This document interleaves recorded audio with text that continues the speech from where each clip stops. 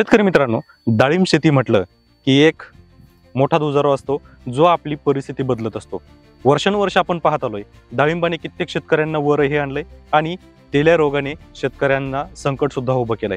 मित्रांनो, आज आपण अशाच ठिकाणी आलो आहोत ज्या ठिकाणी डाळिंब क्षेत्र भरपूर जास्त प्रमाणामध्ये आहे. फक्त डाळिंब क्षेत्रच नाही तर ऊस, कापूस, सोयाबीन, कांदा ही इतरही पिकांची भरपूर प्रमाणामध्ये लागवड होते.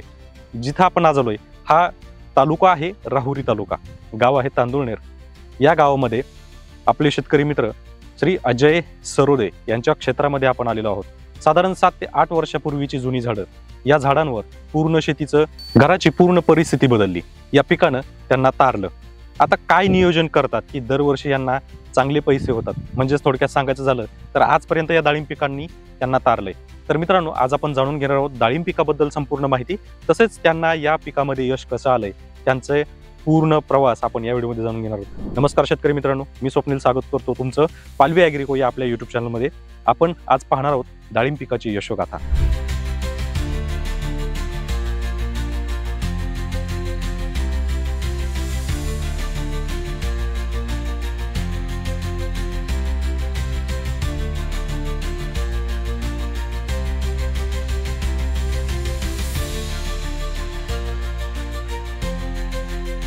तर मित्रांनो, आज आपल्यासोबत आहेत अजय सरोदे, जे या क्षेत्राचे शेतकरी आहेत. आपण यांच्याकडून जाणून घेणार आहोत डाळिंब पिकाची संपूर्ण माहिती, तसेच त्यांचं व्यवस्थापन कसं असतं, नियोजन कसं असतं आणि कशा पद्धतीनं त्यांचे या 1 एकर क्षेत्रामधून त्यांना फायदा होतो.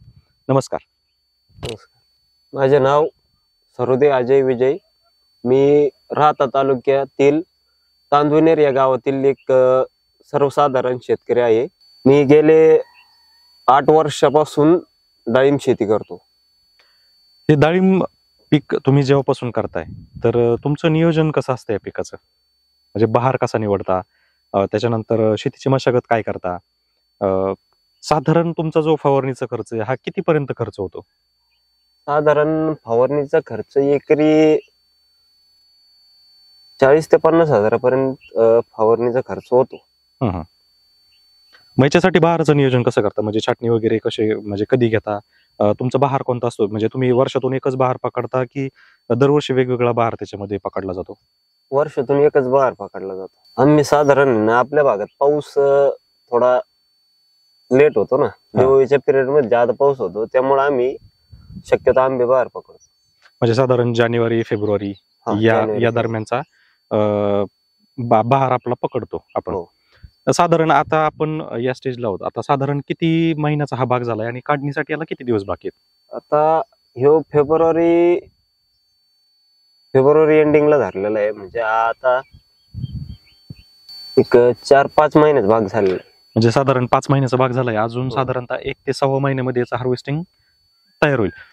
तर मित्रांनो, आज तुम्ही पाहू शकता की साधारण आताच्या या कंडिशनला इथं जे वातावरण आहे तर हे पूर्ण दमट वातावरण आहे. आणि या दमट वातावरणामध्ये तेलकट डाग असतील, ब्लॅक स्पॉट असेल किंवा प्लेग असेल, या रोगांचा प्रादुर्भाव सध्या डाळिंब पिकावर जास्त प्रमाणामध्ये पाहायला मिळतो. परंतु जर आपण प्लॉट वगैरे जर पाहिला तर प्लॉट अतिशय चांगला आहे. काहीच अर्ध्या फळावर आपल्याला डाग दिसतात. मग आता तुम्ही हे डाग येऊ नये याच्यासाठी काय काय फवारण्या केल्या, याचं नियोजन कसं केलं? या भागात कसं, आमच्या भागात आहे ना पावसाचं थोडं जादा प्रमाण आहे, त्यामुळं मग थोडी काही केमिकल फवारणी, काही ऑर्गॅनिक असं आलटून पालटून फवारणी घेतो. याच्यामध्ये तुम्ही शेणखत वगैरे वापरत नाही का? शेणखत वापरतो ना आपण. धरायच्या वेळेस आपण पहिले खड्डे घेऊन शेणखत भरतो ना त्याला, त्याच्याबरोबर रासायनिक पण भरतो. अच्छा, मग आता याचं तुमचं जे याच्या 1 एकर मध्ये झाड किती आणि याचं तुमचं उत्पादन कसं मिळतं तुम्हाला दरवर्षी? 1 एकरात आपल्या टोटल 350 झाडं होते. त्याच्यातून काही मर रोगाने गेले, काही खोडकिडा याच्या त्याच्यामुळे गेले. आता एक 310-315च्या आसपास झाड आहेत. मग त्याचं ऍव्हरेज तुम्हाला कसं पडतं? म्हणजे माल किती निघतो सरासरी? सरासरी धरलं तर वातावरण जर चांगलं असलं तर मग प्रत्येक झाड 1 कॅरेटच्या आसपास माल निघतो. म्हणजे साधारण 20-21 किलो. 20-21 किलोच्या आसपास. आता मागच्या वर्षी पण तुमची बागाची परिस्थिती चांगली होती, तर मग मागच्या वर्षीचं कॅल्क्युलेशन कसं होतं? तुम्हाला रेट काय मिळाला, माल किती निघाला आणि माल तुम्ही विकला पण कुठं? म्हणजे आता कसं राहतं की प्रत्येक मार्केटचा हिशोब वेगळा असतो. मुंबई मार्केट आपल्याकडं सगळ्यात उत्कृष्ट समजलं जातं, जिथं चांगला रेट मिळतो. त्याच्यानंतर नाशिक आहे, राहाता आहे, सोलापूर आहे. मग तुम्ही मार्केटचं नियोजन कसं लावलं याच्यामध्ये? आपण एवढं लांब गेलोच नाही, आपण राहता मार्केटलाच सर्व माल विकला. आणि माल विकत असताना आपल्याला फ्रूट पंचर पासून ते चांगल्या फळापर्यंत सरासरी 97-98 रुपये किलोची भेटली होती आपल्याला त्यावेळी. आणि त्यावेळी माल किती आपला तयार झाला होता? किती कॅरेट माल होता आपला? मागील वर्षी जवळपास 287 कॅरेट माल निघला होता. म्हणजे साधारण मित्रांनो, जर आपण एक कॅल्क्युलेशन जर पाहिलं तर अगदी 5.5-6 लाखापर्यंत हा एक आपला बाग गेला, बरोबर? मग हा किती एकर मध्ये 310 झाड आहेत आपली? 1 एकर मध्ये. म्हणजे एक बहार जरी पकडला तरी एका बहारातून साधारण 5-5.5 लाख रुपये उत्पन्न त्यांना मागच्या वर्षी मिळालं.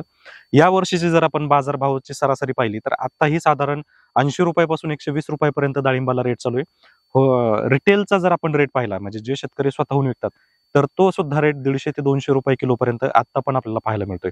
त्यासोबतच इथं जर आपण पाहिलं तर फळाची क्वालिटी अतिशय चांगली आहे, साईज चांगली आहे. मर रोग आपल्याला काही प्रमाणामध्ये दिसतो. आता ही झाडं जी आहेत साधारण 7 ते 8 वर्षापूर्वीची जुनी झाड आहेत. मग त्या प्रमाणात तरी मर रोग आपल्याला इथं पाहायला मिळतो. परंतु फळाची साईज असेल, फळावर चकाकी असेल, तर ही अतिशय चांगली आहे, उत्कृष्ट आहे. आणि या वर्षी सुद्धा साधारण 250 ते 300 कॅरेट मला असं वाटतं की व्हायला पाहिजेत, कारण माल अतिशय चांगला आहे, चांगल्या प्रमाणात आहे. साधारण 100 फळापासून 200 फळापर्यंत प्रत्येक झाडाला माल आहे. तर साईज जरी आपण आता पाहिली तर साधारणतः अजून 1 ते 1.5 महिना वेळ बाकी आहे. जवळजवळ 100 ग्रॅम ते 300 ग्रॅम पर्यंत आता फळाची साईज आपल्याला बागेमध्ये पाहायला मिळते. तर मित्रांनो, तुम्ही डाळिंबाचं उत्पादन कसं घेता? तुमच्याकडे जर तुमचा डाळिंबाचा प्लॉट असेल तर आम्हाला कमेंट करून नक्की सांगा की तुम्हाला फायदा किती होतो. कारण या परिस्थितीमध्ये, या वातावरणामध्ये डाळिंब जपणं हा अतिशय महत्वाचा फॅक्टर आहे आणि हा खूप मोठा रिस्क फॅक्टर आहे. या ठिकाणी जर आपण डाळिंब बागेला जर व्यवस्थित रित्या जर सांभाळलं तर आणखी या 1.5 महिन्यामध्ये सर्वोदय सरांना आपला बाग जो आहे हा कमीत कमी 4 ते 5 लाखाचं परत उत्पादन देऊन जाईल. मित्रांनो, शाश्वत शेती आपण ज्याला म्हणतो हे शाश्वत नाहीये, परंतु शाश्वत शेतीपेक्षाही या फळाला दर जास्त मिळतो. फक्त याच्यामध्ये तुमचे परिश्रम, तुमची अभ्यास आणि तुमचं निरीक्षण हे खूप महत्वाचं ठरतं, ज्यामध्ये तुम्हाला तुमचं पीक उत्पादन काढून देणार आहे. त्यामुळे मित्रांनो, तुम्ही जर डाळिंब पीक करत असाल तर नक्कीच आपल्या पालवी ॲग्रिको या युट्यूब चॅनलला भेट देत चला. तसेच चॅनलला जर सबस्क्राईब केले नसेल तर सबस्क्राईब करा आणि अशाच महत्त्वपूर्ण व्हिडिओ पाहण्यासाठी आपल्या चॅनलला फॉलो करत राहा.